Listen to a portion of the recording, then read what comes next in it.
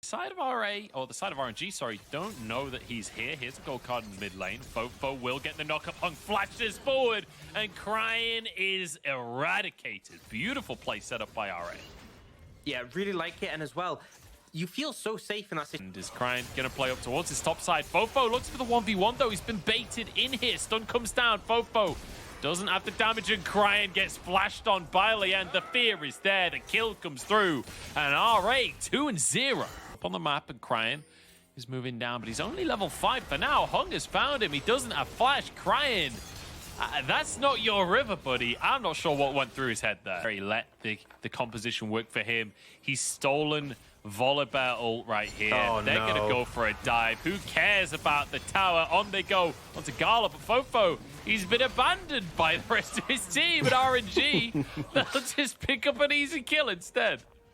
Yeah, I mean, it was a nice concept with the volley barrel, but you could see the Destiny from the two is a lot more comfortable in this matchup. And that's actually significantly caught up in terms of CS, despite how bad the early levels were. All in on the bottom side here from RNG. Both junglers here, but Crying is arriving as well. The stun's coming through as Gala will finish the first kill. In fact, it's Ming to do it. Double TP for RA, but it's too late. Definitely think the right call would have been to disengage. I mean, I guess maybe they wanted to commit to the play because they had a double TP coming in, but this is just giving, pressure. Oh no, _ㄟ, the stun chain comes through. _ㄟ has fallen. Crying gets the... So there's still those tier 1 towers up. It means plays like this need a dive. They're all looking for one. Crying's locked up here. FoFo has the damage to finish this kill off. Nicely done here by RA. That's 3 stacks on his Dark Seal as well. As here we go, _ㄟ diving into the mid lane. Onto Gala here, the flash away. Cleanse used as well, and it's _ㄟ to go down, and it feels like everything RA do is just short of working out for them. There's another couple of kills for RNG. And there's just no follow-up there for _ㄟ. There's no one who can sort of keep up with him, and the Varus has both summoners, so it was a pretty tricky play to make. You can picture it, right? You can absolutely maul someone if you can all get onto the same target, and let's see if they can. In goes _ㄟ, and out goes _ㄟ. Now the rest of the fight from RNG as the Chain of Corruption comes in. Fate's called to pull the support out to safety. Xiaohu dashes back out, bit more damage as the perfect execution is exactly that. See you later. Goodbye, turret. Goodbye, iBoy.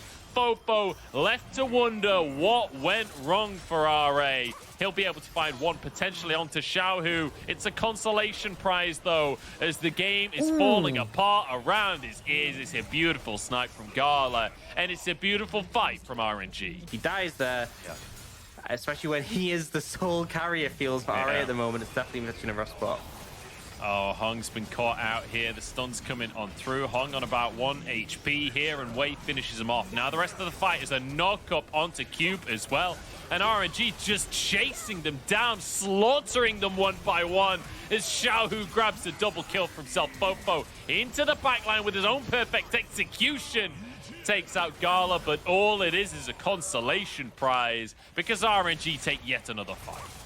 And FoFo trying his best, does find that kill onto Gala, which honestly might have actually been enough to stop the Baron. It is a lethality Varus, so less DPS than the typical sort of attack speed one, but even so, got a shutdown, got some value, but RNG are just crushing these fights. It just doesn't even feel close. It's like you have that final moment where the Silas is doing something, but the rest of the fight is just a pure stomp. But we can see how this one sort of pans out.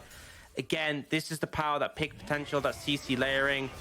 Blue Smite comes down, Chains of Corruptions into the Brimstone. Hung just can't do anything. And then we see Ming going really aggressive here. Finds the ult to knock up the Viego. And it's once more, you pick a target, you apply the Braum passive, you move forwards. And it's just easy execution from there. I mean, RNG, they're a beautiful team to watch. It feels like every game you just get to see this masterclass from them. FoFo doing his damnedest again, but not enough on that one. Now with 2 Drakes in their pockets, RNG looking amazing. And we just got to take a second to talk about Wei in this game. He has almost 100% kill participation. He's been a part of 14 of the 15 kills so far. This man is everywhere on the map, but RA, it's their turn to make something sneaky happen here. RNG, it feels like something's up here. Xiaohu moves in, has his Shroud to buy space.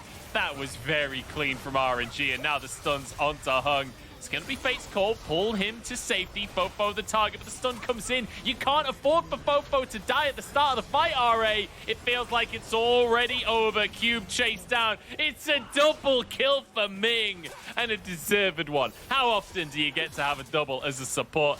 iBoy in trouble here, and his way to finish that one off. And guess what? Baron is on the cards.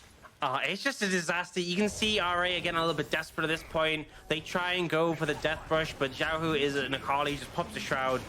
No chance of that actually going down. And then it just feels like every single time RA try anything, you just see the whole of RNG be there, and then Cryin just Destiny's in and turns up. And it's like the squad's arrived, and they just dominate them in the team fights at this point. It's 6 kills to 18. The Baron's now going to get picked up. It's going to put them at just a massive goal lead in this game. We can see the replay. Xiaohu's not a target. Not an easy one to take down. Still has the Zhonya's as well. We have the whole of RNG there. Cryin flies in. And then once more, it's just you apply the Brawn passive, throw a stun card, someone dies. Move to the next target. It's so easy to play. Yeah, it's really beautiful to watch RNG in these fights, just taking people down one by one. And it does feel like RA kind of out of sorts at this point, and especially if FoFo is caught in the fight. If FoFo is one of the first people to go down, it doesn't feel like there's much left for the side of RA to do. Now into the mid lane go RNG. They've got Baron. They've got everything they could ever want. And they might just have themselves a 2-0. That's what it's feeling like, Orcs, but it's not quite over just yet. Orcs, I'm gonna ask you to do something that I think is near impossible at this point. Whisper me sweet nothings on behalf of RA. What on earth can happen for them to win the game at this point? How do they keep this series alive? They need someone from RNG to be in the wrong position and to die. That is the win con, essentially. I don't really see another way around it than that. Oh, triple knockup, triple solar flare. Maybe this is it. Gala goes down, but they've run out of damage, haven't they? A perfect execution through everyone. Oh, look nice I got excited for a second as iBoy desperately tried to kite them out, but he goes down. And it's going to be a full ace in trade of 1 kill, a TP to the mid lane from Cryin. Maybe not quite necessary, but you know what? This has been almost as active as the LPL schedule, because it is 23-7 right here in favor of RNG as they look to close this one out. Orcs, RNG are done with this series. They are done with RA as they take themselves a 2-0 victory and continue their climb towards playoffs glory as they have finished half of the LPL